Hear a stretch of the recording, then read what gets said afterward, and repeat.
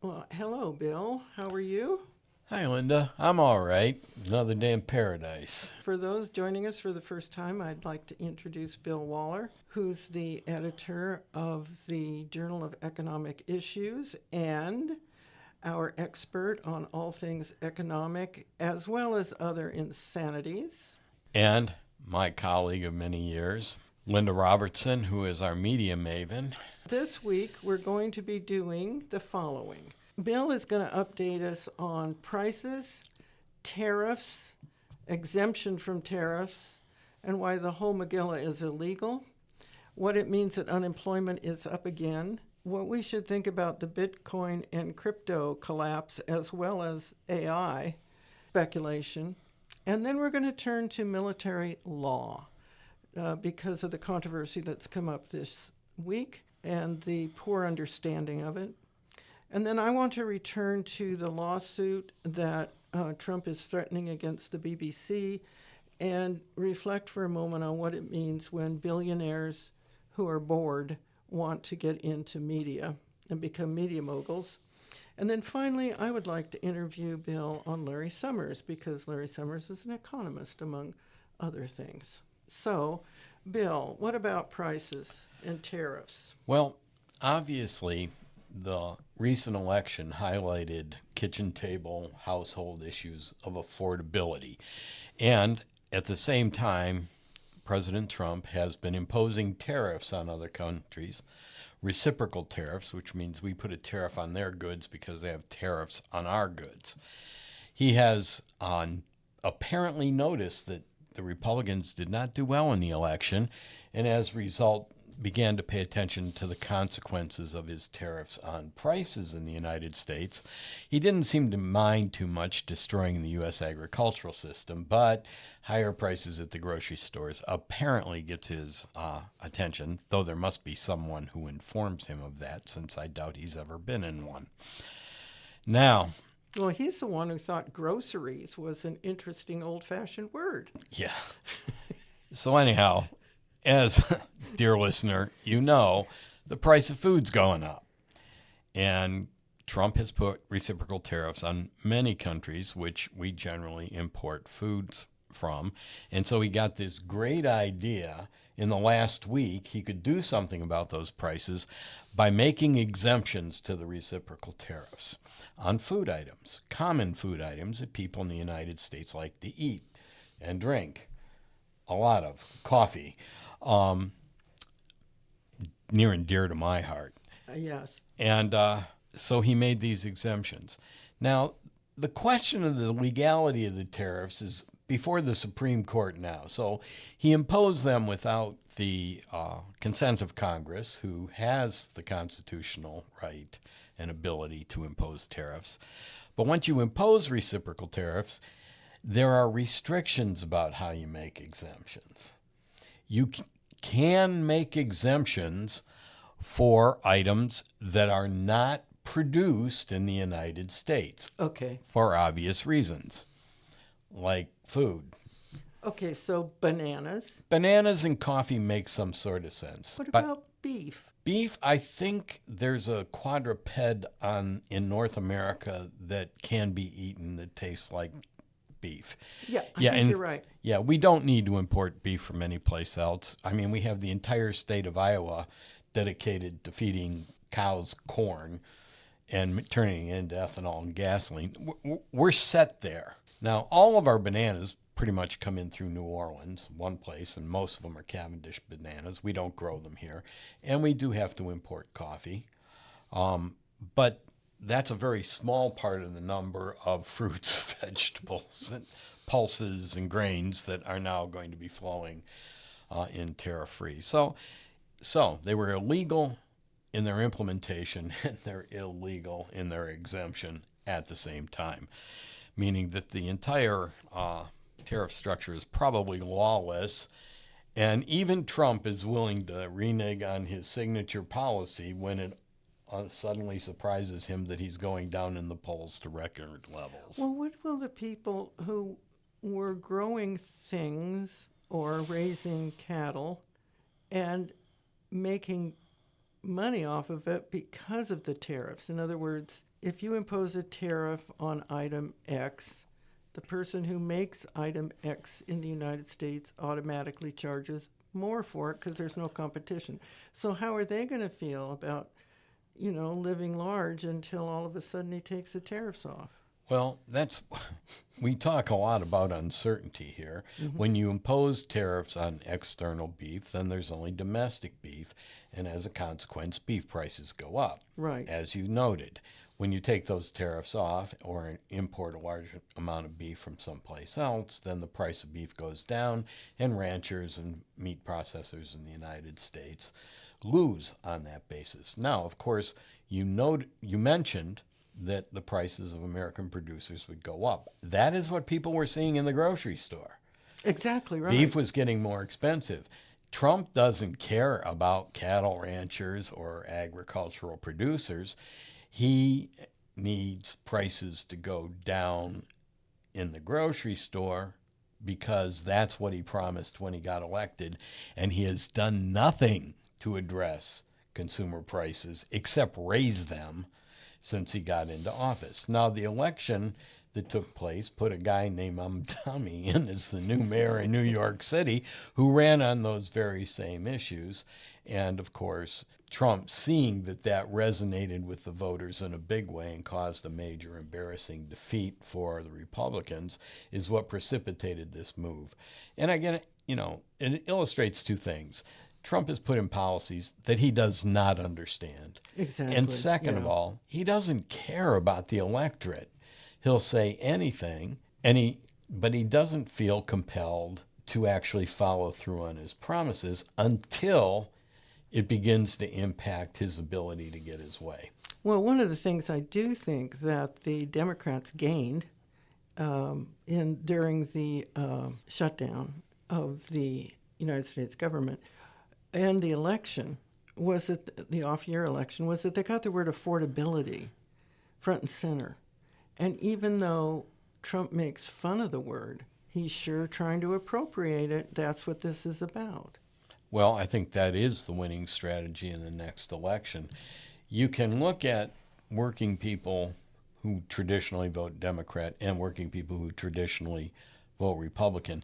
They are all dealing with the problem of affordability. Yeah. So that's a kind of uniting theme to base your election strategy upon. And I think both parties now see that this is a problem, or at least a way to go, but they have to deliver. One of the key cases that we're going to see coming up is that the big dumb bill is going to raise the price of health insurance through the Affordable Care Act by eliminating the subsidies, and the Republicans now have to come up with a health plan. Yeah. Right? They don't even have a clue. The ideas they've floated are beyond idiotic. The solution is simple, even from the Republican. Yeah, extend the subsidies. Just extend the subsidies past the midterms, and you take that off the table. But now they have to come up with something. And, the ultra-liberal Marjorie Taylor Greene has pointed out they don't have anything in health care, and they've been waiting for, 10 years now. I have really enjoyed watching her come to Jesus moment. Well, I don't think we want to get too excited about this because she hasn't changed her politics, but there's a level of consistency to what she ran on, what she promised her constituency, and what she's trying to deliver. And she thought she was in line with Trump's agenda. She was a strong supporter of his, but he has abandoned that agenda. She really believes this stuff, I think. Oh, I'm quite sure she does, but Trump doesn't. But for her to wind up being called a traitor, I don't know, gave me a little frisson of pleasure. Yeah, but everybody's a traitor this week, but we're going to get to that later. That's true. That's true. In additional news, of course, because of the uncertainty and the increase in uncertainty, the cryptocurrency market has collapsed. They lost 19 billion in positions liquidated in the last 6 weeks, and it appears they've wiped out $1.2 trillion in value. Now, cryptocurrencies are not really currencies for the most part. They have about three functions, but the biggest one is it's a speculative asset. You're speculating in basically a phony currency. And this is a bubble, and bubbles always burst. Yeah. People don't use Bitcoin to make transactions to any great extent. They do use it for money laundering, and there are various kinds of crypto. You know, they're not all the same, and some are better for that than others because they're harder to trace. But the whole market is declining. And this is at the same time that traditional stocks are recovering, except for the AI stocks, which are tanking, which again is a speculative bubble. Well, they're driving up the price of these stocks because people anticipate some sort of new industrial revolution out of this. Just like the tech bubble in the 90s, the AI bubble will burst. That doesn't mean AI is going away, but people are speculating in it, and it looks like these are tremendously good investments. And what we're seeing is, you know, they're very volatile in there. They are highly volatile, although I understand that Wall Street was happy to learn that NVIDIA exceeded its prediction, whatever that actually means. Well, that would be their quarterly prediction for Yeah. sales and contracts, and that's not surprising because NVIDIA is the leading manufacturer of these products and can pretty much determine industry standards, at least in the short term, and thus is going to be the big player, much like IBM was when they went into laptop computers, right? How did, Microsoft become so big? Well, Microsoft was installed on all IBM laptop computers when 90% of business computers were IBM computers. And it didn't hurt that the gentleman, Mr. Gates, who developed Microsoft's DIS operating system, the creator, they just found him because he was a brilliant entrepreneur, and that was brought to the attention of IBM by his mom, who happened to be on the board of directors at the time. So they didn't have to look very hard to turn him into the richest man in the world. I see. Well, that's nice of her as a mom. Yeah. Moms should do nice things. I wish my mom had been on the board of IBM. Well, I always learn a lot from you, but I would like to ask for you to say a few things about the issue of military law and following orders, because I think you did a nice dive into this question that probably is on the minds of many of us this week because of the 6 senators who stood up, and they all have military or intelligence experience, and urged the military, and I think they were speaking mostly to staff, to officers, to remember that they were to disobey unlawful orders. Yes, they made a video, these 6 members of Congress, all with military or intelligence backgrounds, saying that they wanted to speak to their colleagues in the military and reaffirm that they were to disregard and not follow illegal orders. One of them was the senator from my home state, U.S. Senator Elisa Slotkin, who has now been assigned around-the-clock protection because Donald Trump, after they made this announcement, which is simply a restatement of existing law, called it seditious behavior to have put this out, that they were guilty of treason, posted another post that suggests they would be hanged, and he suggested they should be tried for sedition, and of which there is still a pending death penalty. So yeah, well, actually, there are many punishments for sedition, not necessarily being stood up against a wall and shot, but the point is for the President of the United States to suggest that killing is legitimized. And that we are talking about killing sitting members of the legislature. Exactly. And that the Democrats did immediately ask the Marshal of the House to assure extra security for all 6 of these people. It is appalling. And it is unbelievable. The Speaker of the House, Mike Johnson, still hasn't condemned this action No. on Trump, and has made all kinds of excuses for him. But, given the outpouring of anger about the Charles Kirk assassination, and then for the President of the United States to suggest that there should be something done to our legislators is terrifying. Well, it is terrifying, especially since the Speaker of the House chose to just lie and say that what these six senators had done was encourage members of the military to disobey lawful orders. Well, that is not what they were doing. No. And that was reiterated when the press secretary for President Trump insisted that the military was being encouraged to disobey lawful orders. Was outrageous. But I sense that many of the news reporters, both here and overseas, were confused about what exactly the military code of conduct is, and didn't have time in trying to react to all this to dive deeply into it. But thank you for doing it. So help enlighten us. Okay. 6 members of Congress released a video on Tuesday emphatically reminding military personnel that they must not obey illegal orders. Now, this is what caused the controversy, and as a result, the president himself suggested that their message constituted sedition and that they should be imprisoned or executed.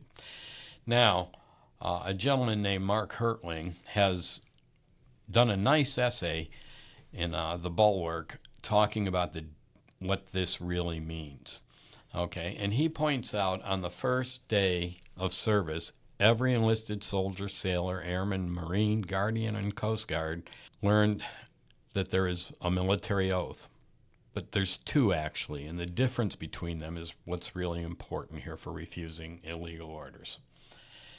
Every enlisted member swears to support and defend the Constitution and to obey the orders of the President of the United States and the orders of the officers appointed over them, according to regulations and the Uniform Code of Military Justice, which makes crystal clear that the service member's obligation is to obey lawful orders and that no enlisted member is permitted to carry out an unlawful order.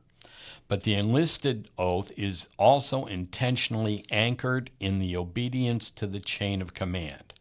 The real accountability is from the officers. The officer's oath is different. It's actually much shorter, but it's, as the author here writes, it weighs heavier. Officers swear to support and defend the Constitution, to bear truth, faith, and allegiance to it, and to well and faithfully discharge their duties of office. They also affirm that they take this obligation freely without any mental reservations or purpose of evasion. What's most important here is officers make no promise to obey the president and the officers above them.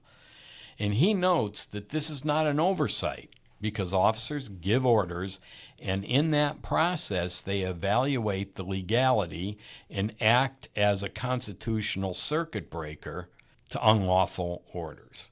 Officers are duty-bound to refuse an unlawful order. It is not optional. It is not situational. It's their job. They are expected to exercise independent judgment when presented with a questionable directive.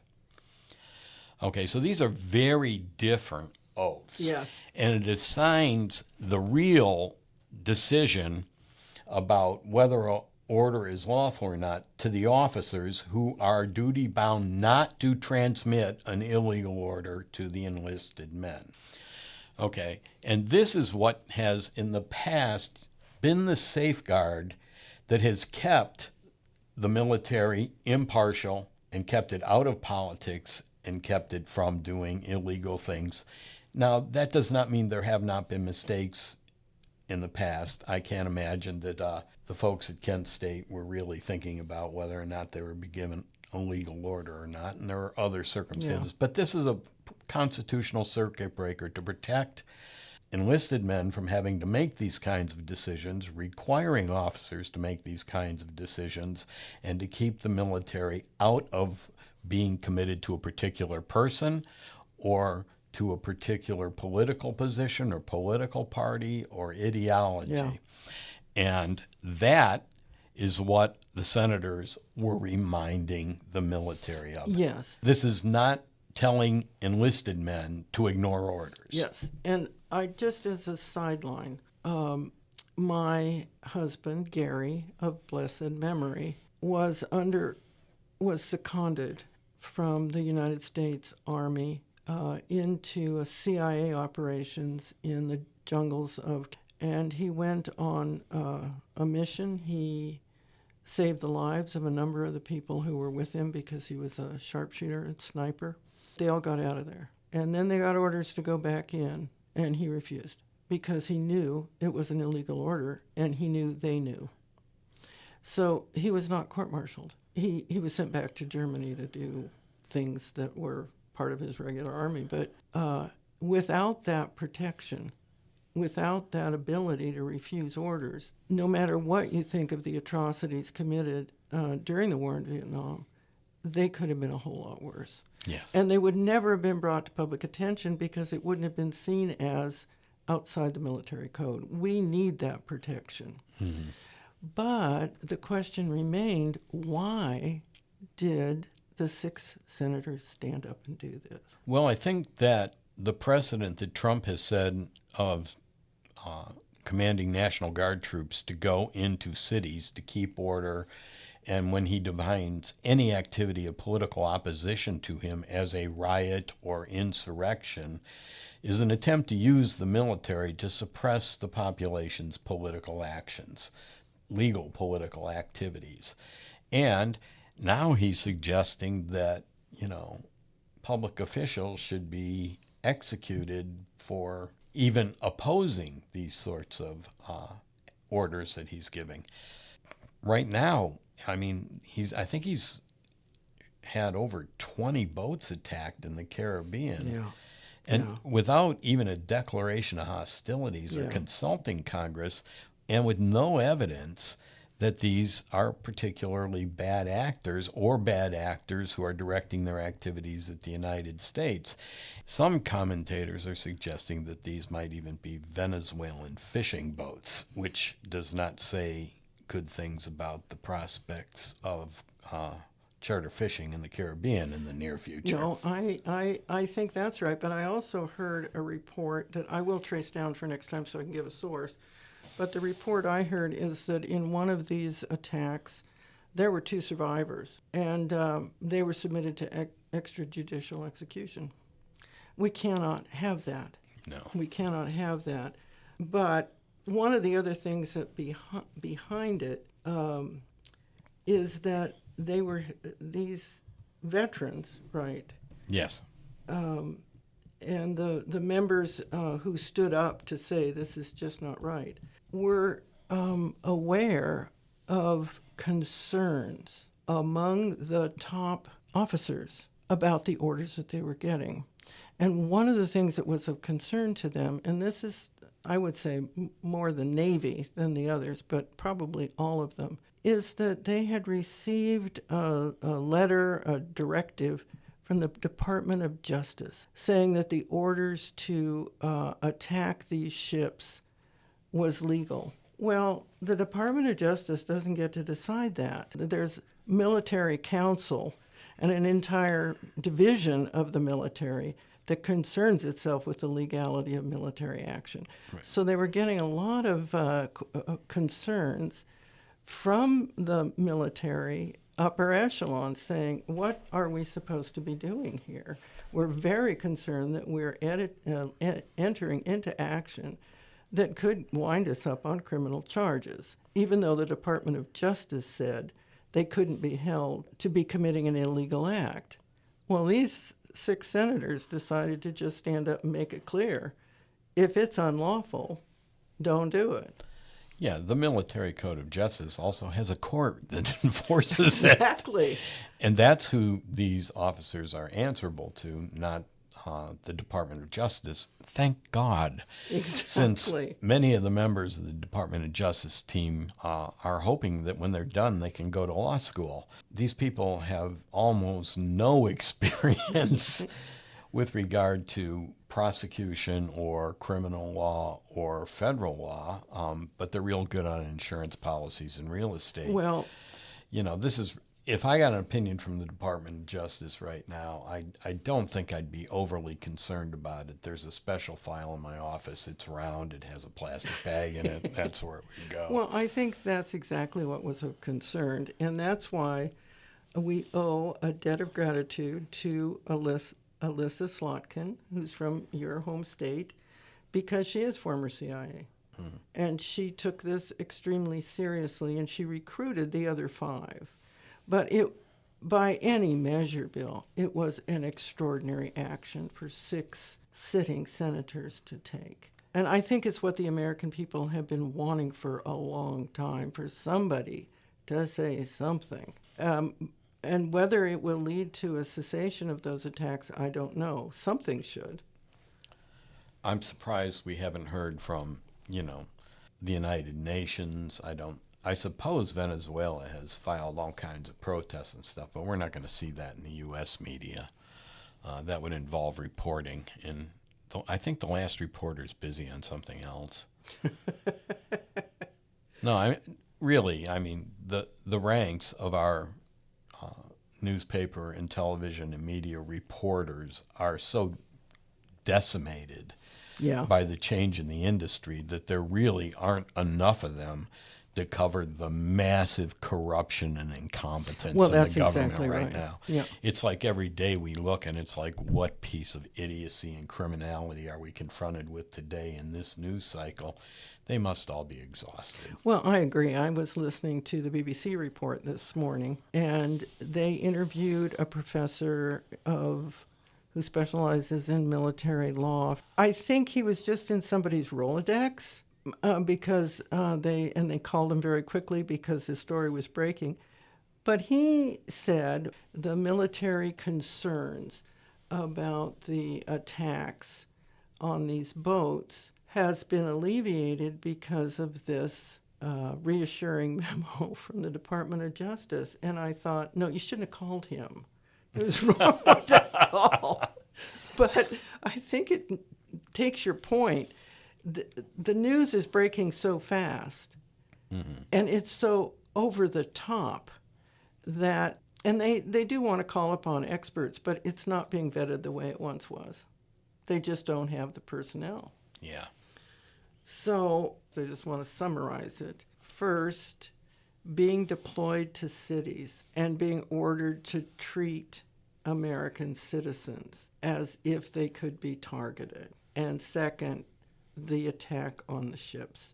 That these are the 2 major areas that the senators have been trying to get clarification from the Department of Defense and can't get any clear answers. So that's what prompted them to do what they did. This is actually kind of unusual for the military. They pretty much have a statement ready to justify their actions, which suggests that there is great conflict within the officer corps about how to deal with this. The people at the Pentagon seem to be thinking about the correct questions, but they don't have the answers that they can put out or get past the top echelons of the Trump administration. Well, I think that's true. And also, so many top-level military and intelligence have retired or resigned. Yes, and they have been replaced. And I think the funny thing about this is that with the exception of the Secretary of War/Defense, Trump really doesn't have anybody in the military that is not a professional soldier. Yeah. And he does not understand what that means. No, he does. Well, clearly, when they gathered them all together and told them they needed to lose weight and shave, and that they were going to use cities as training centers, and why weren't they laughing at his jokes? Yeah. He clearly has no idea that they cannot laugh at a president or applaud him because they're supposed to be apolitical. You're right. He doesn't know a thing. Which, by the way, I would like to talk about next. What a shock. Well, I wanted to go back now to, I wanted to point out what Donald Trump didn't know But in a larger context, I would like to begin a conversation about what happens when bored billionaires want to become media moguls. This week, the U.S. broadcast regulator, which is the FCC, has written to the BBC over a panorama episode that we talked about last week and that kicked off this whole furor or tempest in a teapot that led Donald Trump to say he's going to sue because it edited together parts of a 2021 speech by U.S. President Donald Trump on January 6th. The Federal Communication Commission chief, Brendan Carr, wrote to the BBC's outgoing director, General Tim Davie, and poor Tim Davie, he's resigned because of this controversy. He also wrote to top executives at NPR and PBS, who sometimes run BBC content. And he wanted to determine if the BBC provided either the video or the audio of the spliced speech to any broadcaster, quote, regulated by the FCC for airing it in the United States, close quote. Now, the BBC has already stated it did not have the rights to and did not distribute the panorama episode on any of its regular U.S. channels. So really, this is just causing trouble for no apparent reason. Let's remind ourselves who's Brendan Carr. When Jimmy Kimmel made a critical remark about the assassination of Charlie Kirk and the reaction of the Republicans, including Donald Trump, Carr threatened Disney, which owns ABC, that ABC's license could be revoked. And he was so subtle. He said to them, we can do this the easy way or the hard way. And really, Bill, since you're from Detroit, could you say that the way a mobster would say it? We can do this the easy way, or we can do it the hard way. Thank you. Thank you. That was just about the tone that I knew you had in you. But what is ridiculous, of course, is that ABC does not have any broadcast licenses because networks don't have licenses. The individual stations do. The FCC does not even regulate the networks. Just a little point there. Well, yes, but if they go about yanking the licenses, it doesn't matter if you're a network. They can threaten to do that. I can't imagine there's a Republican out there willing to do the kind of paperwork that would take. There's a lot of independent stations out there. This is not a simple thing you're talking about. And it's also the case that their licenses come up for review. That's right. Once every 6 years. So good luck with that. Well, nonetheless, hours later, Disney pulled Kimmel's show off the air indefinitely. Trump called it great news for America, and the public went nuts, and Jimmy Kimmel was brought back. Could there have been money involved? Well, yes, but the point is, I think everybody got taught a lesson about what happens when you find out after you have fooled around. And I don't mean fooled around. Carr wrote the section in Project 2025 about seizing control of the FCC. Carr also warned that the outcome of the lawsuit Trump lodged against CBS's 60 Minutes would be a factor in the FCC's decision on a major merger between CBS's parent company Paramount and Skydance. CBS settled with Trump for $16 million, even though the legal profession called it a frivolous lawsuit. Stephen Colbert called it a bribe and was told his contract will not be renewed. So that's Carr, okay? Just to remind you, that's who he is. They really silenced Colbert, didn't Yeah, they? they did. Yeah. So Trump, in the pursuit of his sense of being a victim, had a face-to-face interview with GB News in the UK. And GB News gave him a face-to-face interview on November 15th with the news presenter Beverly Turner, who was very pretty and well turned out. She had glossy long hair and really well done nails, and her makeup was perfect. So is she applying for a job? She's a presenter. No, but I mean, in the administration. Oh. Yeah. Have you noticed the little parade of blondes behind him? Yeah, she's going to be the next appointee for the next trial that the DOJ screws up. Yes. So in the course of the interview, Trump asserted that the edit was corrupt because they put words in his mouth that he didn't say. He said that they dubbed in the words. Well, this is ridiculous. No, they didn't. He really did say what was spliced next to something he said. He just said it an hour later. Okay, so he's... Isn't that usual in terms of the continuity of his speeches? Well, I would have to, but I don't edit his speeches, but yeah. I mean, he has a reputation for long periods of incoherent babbling. Well, as we said last time, the more appropriate edit would have been to play some pleasant music and run the intertitle somewhat later.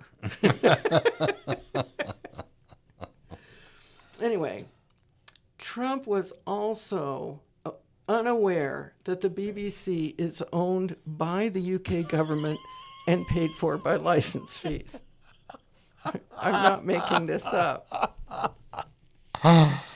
Oh, God. The delectable Beverly Turner asked him, well, couldn't you just call up our prime minister and talk this over with him when it happened? I mean, was that an option for you? And Trump just said, well, I don't know who owns the BBC. And she said, well, it's paid for mostly by government fees. So, again, I don't think this lawsuit's going anywhere. Yeah. But more on this.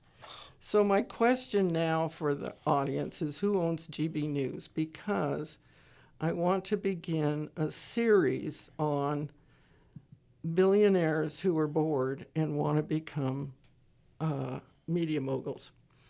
Because there's a lot of them. And they do represent a change in media ownership. Sir Paul, get this, I love this name. This is a British name.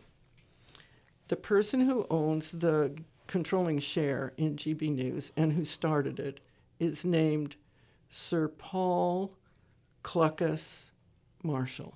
It's a real name. His middle name is Clucas. Wow, I'll bet you that went over real well in public school in Britain. Okay. I'm quite certain he got special attention for that. I think he probably did too. Okay, he is 66 years old. He's an extremely successful hedge fund manager and a latter-day media mogul. In June 2021, he launched GM as a right-wing news and commentary network, and it really is Fox News on steroids. Polling indicates it is the least trusted of the 5 major news broadcasters in the UK, and it was the only one with a negative net trust of minus 15. Negative. So, everything's a lie, but 15% of the time they tell the truth by accident. I guess. Maybe that is what it means, because when I looked at it, I thought, what does that actually mean? Yeah. Anyhow. Add that to the list of meaningless statistics, but I get the point. In May 2021, the network showed a loss of £2.7 million.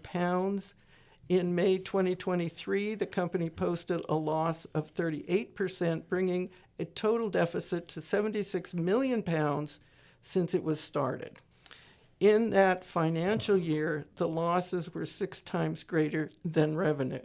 Okay, so this is his sandbox that he's playing in. Yeah, this is his hobby. Yeah, in 2025, the Reuters Institute for the Study of Journalism found 9% of respondents watch GB News every week, behind BBC News at 47%, which is the highest, ITV News at 22%, and Sky News at 15%. Sky News is, it really is a Murdoch-controlled outlet. Mm-hmm. There have been frequent complaints lodged against GB to the Office of Communications, which is the UK's communications regulator. And there was a reduction in force prompted by the financial realities, which has led GB to hire prominent UK conservatives and right-wing politicians to have regular programs. In other words, far fewer journalists and far more politicians pumping their line. In addition to GB, Marshall purchased The Spectator, a magazine which is called the Bible of the Conservative Party, also known as the Tories. He paid £100 million for it, which a spokesperson for a media watchdog group called, quote, an astounding overvaluation. You only pay that if you look at media ownership as something the main benefit of which is not to be found in a pure profit calculation, they said. An investigation by an anti-racism group called Hope, Not Hate discovered far-right racist and Islamophobic messaging in his private Twitter account. This report was brought to the attention of the Office of Communication to argue against permitting Marshall to purchase The Spectator. So they're very much in line with Donald Trump, and of course they gave him this easy interview. But the point I wanted to make is that when you have billionaires entering into media ownership, as we do here with Twitter, owned by our favorite lunatic trillionaire, and the Washington Post, the LA Times, is that, and more, and I would also say Fox News, perhaps to a slightly lesser extent, but certainly to the extent that they're owned by the Murdoch family, that what you have is not commercial or capitalist ownership. Commercial or capitalist ownership has in mind making a profit. Really? Yeah, I knew you'd be surprised. But corporate ownership, for instance, by Disney or Comcast, they own a lot of media outlets to make money. And they will, they may take a vow not to interfere with editorial policy, but they do, in the sense that news and information is judged by its ratings. So if they don't make the same kind of ratings that you would expect from an entertainment program, well, then they're not really doing their job. So that's why when you're watching a news program, you see so much visual glitz and glamour. They want to make a profit. But when billionaires now are buying into the media and controlling it, it's not about profit. It's about promulgating an ideological point of view. And the ideological point of view here is certainly aligned with what Trump advocates, but more the ideologues behind him. That it's anti-woke, it's racist, it's complementary to Trump even when he's clearly out of his depth. So it's a new kind of danger to the notion of an informed public, one that we haven't seen before because we haven't had so many billionaires with nothing else to spend their money on. They don't care if they make a profit. Well, when you start talking about people who are billionaires, there is no way they can ever spend the money they have except in speculation or promoting ideas by virtue of polluting the airwaves and newspapers with their opinions.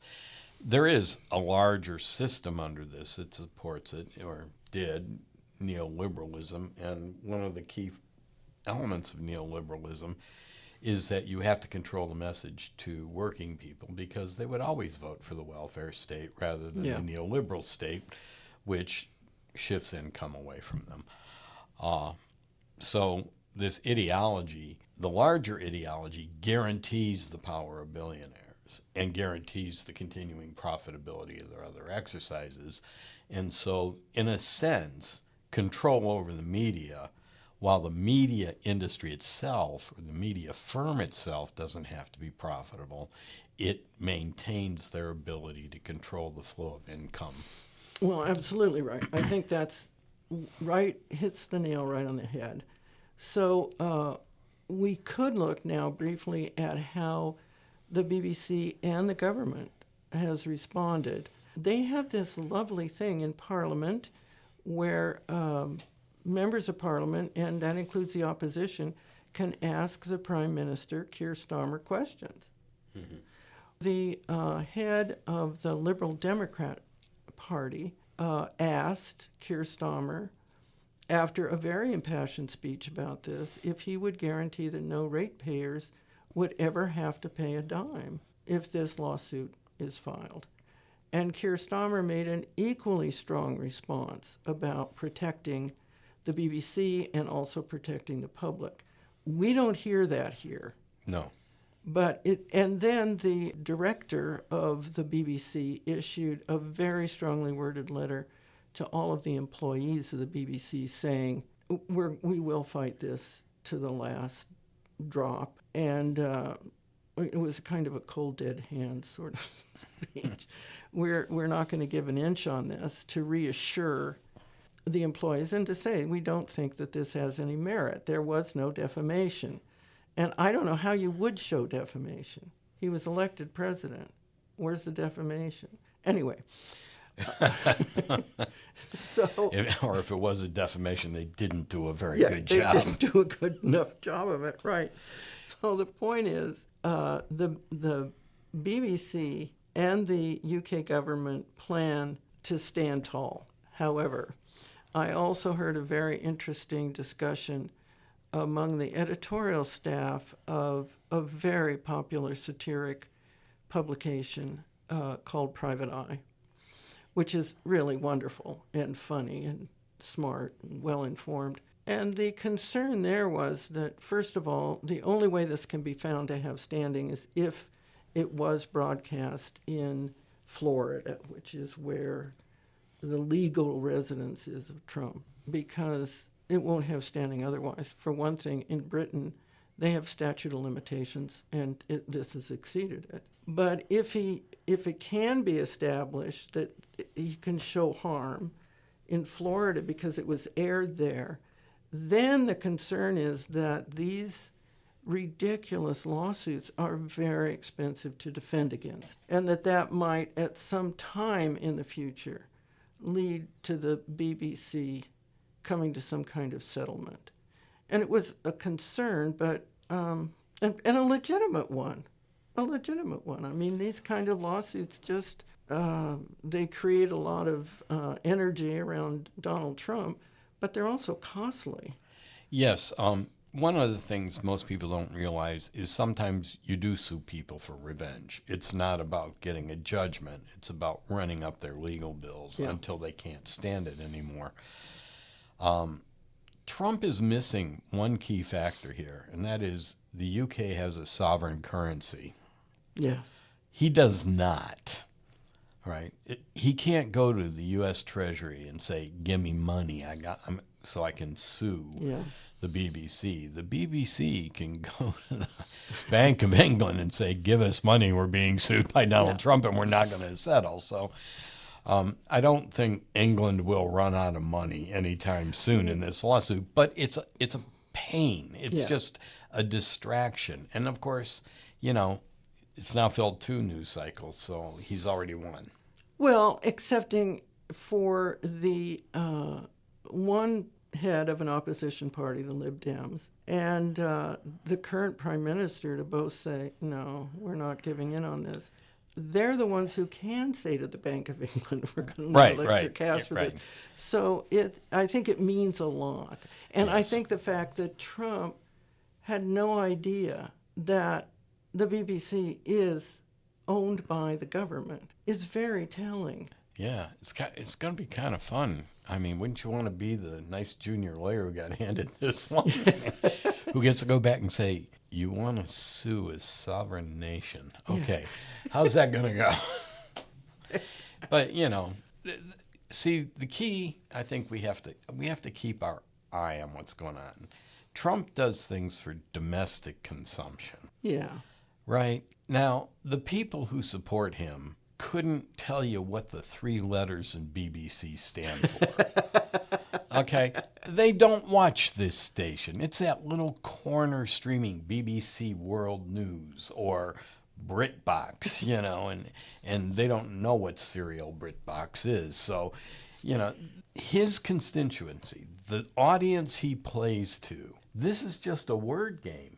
They have no idea what's going on. And the good news is, they're probably not in Florida, and they probably don't watch BBC News. Well, yeah. Or any, it's like, it's going to be really hard to establish. Well, first of all, this undoubtedly never aired in Florida, but the point is, because I'm starting here, but I also started last week, all of these multimillionaire people who are involved, or multi-billionaire, who are involved in undermining confidence in the media, in news, they're all part of a network. They all have the same agenda. They want to undermine the news. Yeah. And they also want to weaken democracy. So the fact that it looks like they're, playing a very silly game, it isn't a silly game. It's a serious game. And the fact that that so much media is now owned not by people who just want to make a profit, but who don't care if they do, that's worrying. There is a sense in which this control of the media and use of the media has been going on for a long time that corresponds to the rise of neoliberalism. The interesting thing is, of course, Donald Trump has made hash of neoliberalism in a half a year, and yet this structure is still in place. How has he made a hash of neoliberalism? Well, neoliberalism fundamentally is based on the notion of big government capitalism, all right? And so you have open borders, free movement of capital, deregulation of business, but with the governments intervening when trade gets out of whack or to manage the macroeconomy. So there was this kind of neoliberal consensus, and the news and the think tanks all fed in in a coherent message. And then we get the clown prince of economics as the president, who's making all kinds of crazy-ass policy undermining this international global system of neoliberalism. But that mechanism is still in place, and it's cut loose from any coherence. Yeah. So it begins to be the whim of the billionaire rather than the network saying this is the message we're putting out. Yeah, that's a very interesting analysis. Yeah, it simply confirms that billionaires entering the media arena are dangerous. But we've been very studious today, and I would say very self-disciplined, in not mentioning the Epstein. But I did want to come back to just one thing, and that is you're an economist, so what do you know about Larry Summers? Well, it's hard to start. Larry Summers was practically born into the economics profession. He was the youngest full professor at Harvard at 28. He's also a graduate of Harvard, and has been on the faculty there up until yesterday or so. But he has also had a very distinguished career in service. He was the chief economist at the World Bank and the 71st Secretary of the U.S. Treasury, where he was very influential in the international financial crises in the 1990s. In fact, there was something called the Summers Doctrine, which said, leave the microeconomics of the failing economies in place, but have strong macroeconomic policies in place. And, this was crafting a response to Mexico, Brazil, Russia, Japan, and the Asian emerging economies at the time when they were all in financial crisis. And of course, Mexico, Brazil, Russia, and Japan are still in crisis, which tells you how good that worked out. He inflicted upon them the standard neoliberal policies of the period of austerity, along with financing the governments so that they would not collapse and that the global order would not be disrupted. That's where he comes from in economics. He published a bunch of stuff as a young economist. I guess he's published about 150 journal articles, which is quite a lot for mainstream economists and about average for heterodox economists. Then, after leaving the Secretary of the Treasury with the national budget in surplus under Bill Clinton, he became the 27th president of Harvard, and unfortunately continued to go to economics conferences, where one day when he was shooting off his mouth, he seemed to imply that women were incapable genetically of doing mathematics. I don't think he implied it. I think I he think he just pretty much said it. Yeah. Yeah, that's and then of course forgetting that he was the president of Harvard University and the consequences of those words kind of rolling off his tongue there. But it seems like he had a long time relationship with Epstein, and apparently a lot more things were rolling off his tongue. And he's embarrassed, and this is not a stupid man.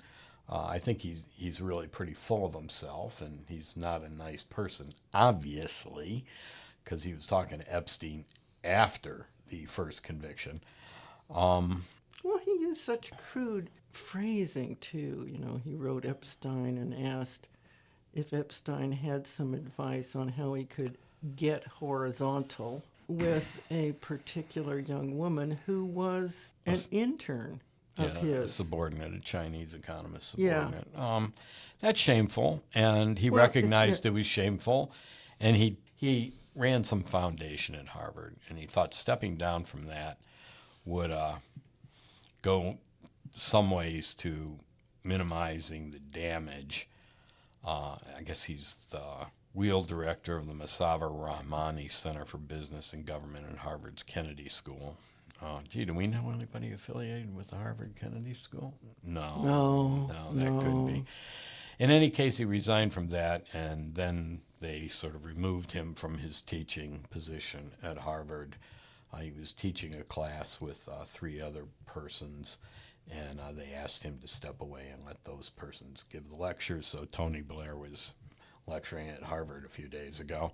I just can't believe that. Really? Yeah, I know. No, I can't. I mean, okay, I agree we're living in completely confusing times, but why was Tony Blair involved? Well, a lot of this has to do with international finance and economic development. And these are things heads of state often know something about, at least the international finance part. And that is what his specialty is. So I presume he was teaching seminars on this sort of thing. I don't really know. But what scares me is the number of people who are not showing any regret. Yeah. And claiming they did nothing untoward. When somebody like Larry Summers is saying he's ashamed and disappearing, it just lends more credence that there's probably a lot to this Epstein thing that we really don't want to see or hear that much about anymore. I mean, this man is so incredibly depraved, and his behavior was so incredibly depraved, and the range of individuals involved in this is absolutely horrifying. Yeah. This is just from the email releases we've seen.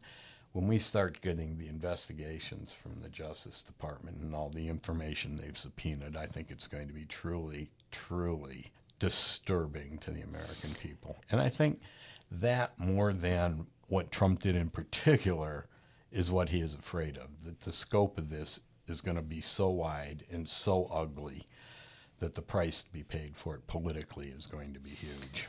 Well, I hope. We all hope.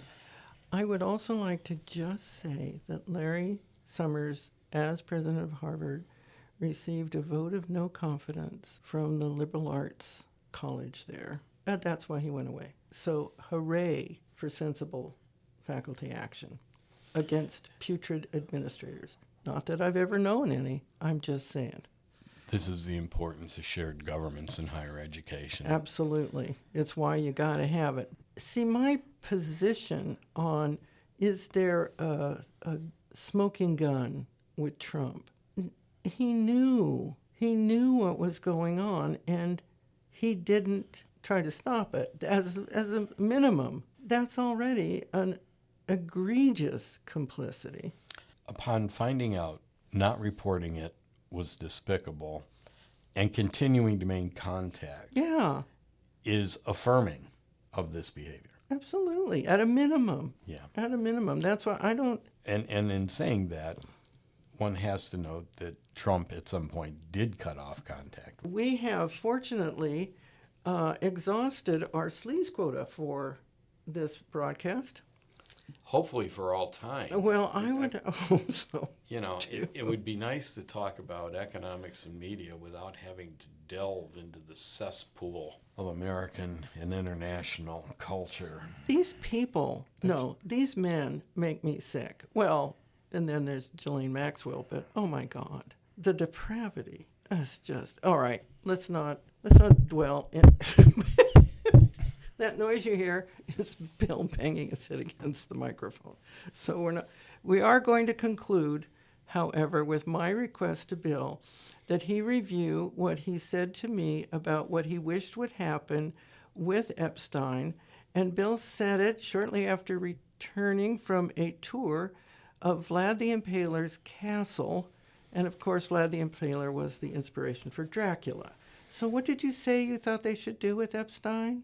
Dig up the body, cut the head off, drive a stake through the heart, burn both parts, and bury them in Antarctica. You see, this is why travel is so enlarging.